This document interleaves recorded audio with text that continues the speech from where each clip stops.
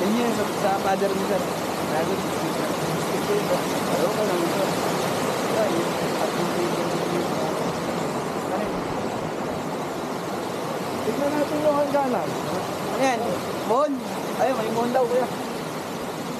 May daan ba din, pakit?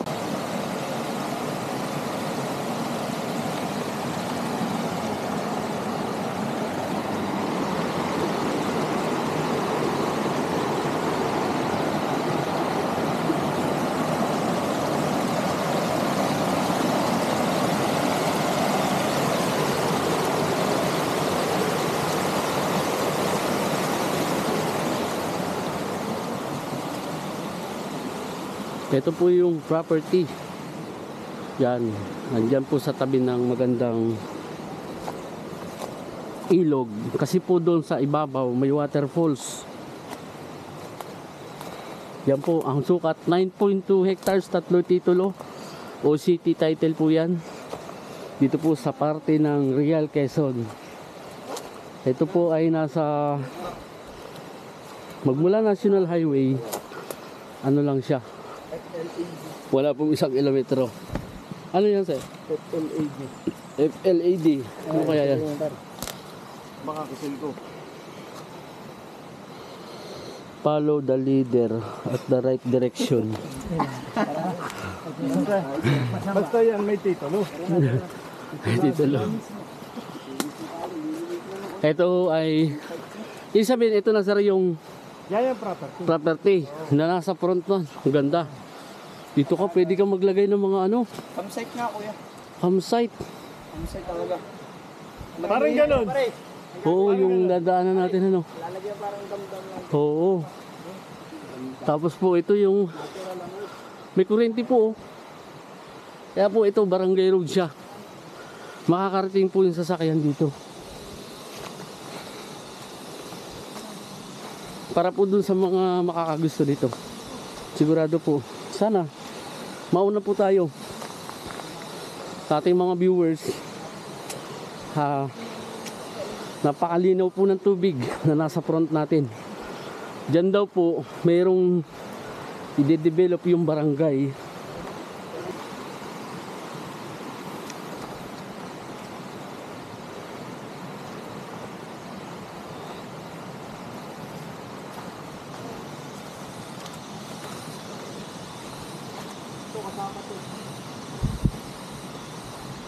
Kailangan sir makita natin yung ano, yung cadastral map.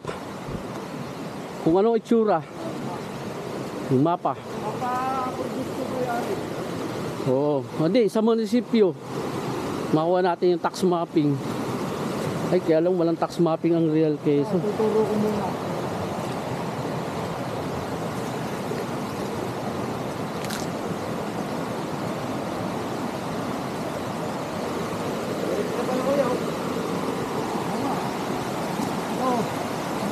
Yung may papastudo din yan. Kapag ito, yun ang kanan, yun ang kanan.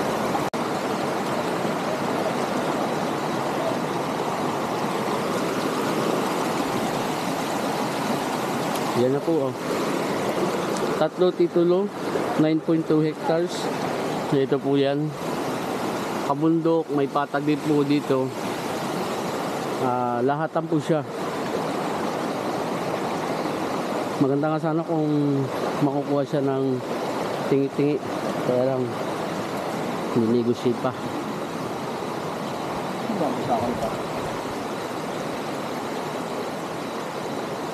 Babasa yung sapat. Ba, may dala kang ano? Chinelas? Kala ko nakasapatos ka kanina. Ay, dala nga ba? Sabi niyo sa bundok. Ba't hindi ba pwede tayo dito dumaan sa taas? Pwede naman. Ay, hindi. Ano na yung kulay? Saan tabi ka? Aba, oh. Parang may pulse pagka ano, maulan ah. Ayun ba? Ayun. Kami na yun. Nasaan? Layon. Layon mawat. Layon mawat.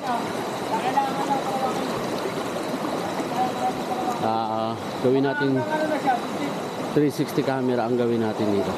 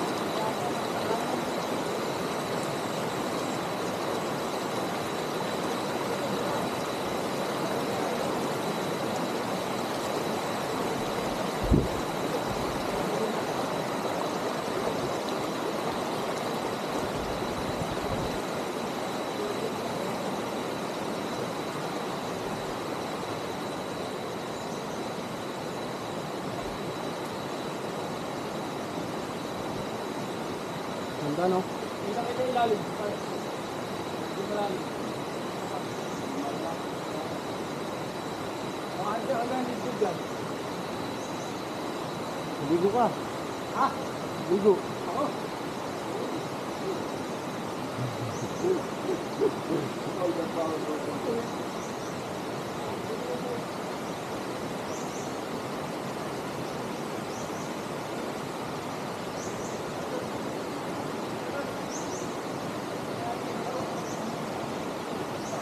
Ay, so, nagre-remote ng kanyang tubig, guys. Ha? Nire-remote testing sa tubig.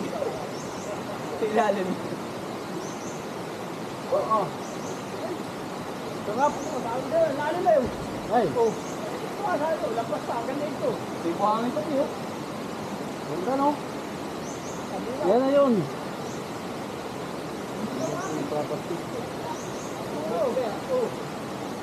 Oo, talagang maliit ka lang kasi talaga. Ha? Kaya parang ang lalim. Ay, pala yung nalalaw. Por, mga por. Naibig sa'yo ba? Wala kaya kawa. Boding na nga ay. Nagbudol eh. Ang liit eh. Ano? Mababaw daw eh. Maliit ka. Oh, pinakamalalim na yan, oh. Yan. Oh, parang babatag lang. Pupuntaan natin yung waterfall, sir. Sa pinaka dito, sino pa to? Saan? Hindi nalalabo pa eh. Hindi na lalawo. Hindi naabot yata yung paa mo ay. Kapos na. Puta, nga mo nangyari ka sa akin. Tatawi ako ba? Lagi ako lumugay. Hindi naabot yung binti. Ayun pa sa... Dito ka na para. Hindi na tama yung mga... Broken dog eh.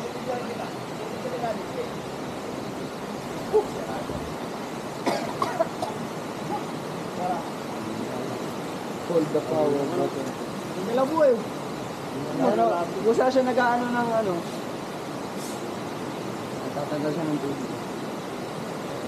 Hindi ba lang nalabo ba? Hindi nga umabot yung binti. Kaya hindi na lang. Gara. Gara.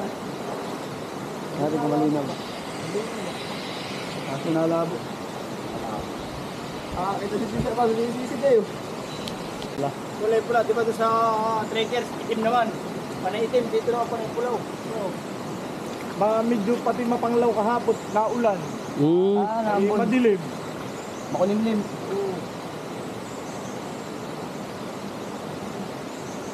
Pag nasa tubig siya, pag nasa tubig, pula. Pero pula yung kalabak. Makakalima ba? Yan ang hinahanap ng mga patunay nila. Oo, sir. Talaga. Paliguan Hindi mo naman natural. hindi mahirap puntahan at bubay na. Napakalapit. Sabihin ko sa inyo, sir. Yung mga pinuntahan, atin ka mga ahon. Lapit ng puno to. Tapos isang oras na lakad. Tapos yung daan, ay kabaan. Bangin. Mamaya po ibibidyo ko yung daan. Pasok dito.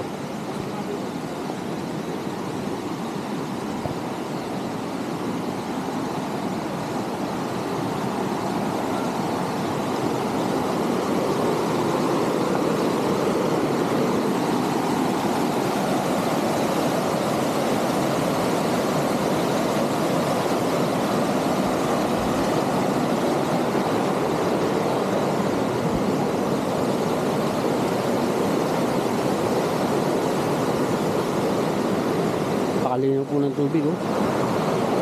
Yung nadadaanan ng tubig na bato, nagiging kulay pula po siya oh.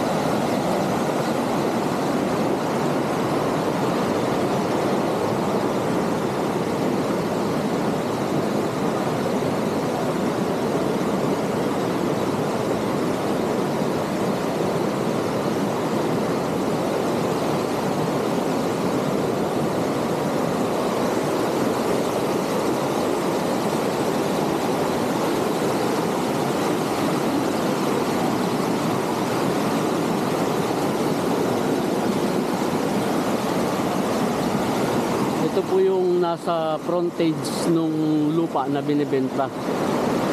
Ito yung property. Diyan po sa taas na yan. Ito yung may waterfalls daw po dito. Yung pinanggagalingan ng tubig na to may waterfalls. Ibabaw. Kaya lang dito lang po yun. Sa Real Quezon.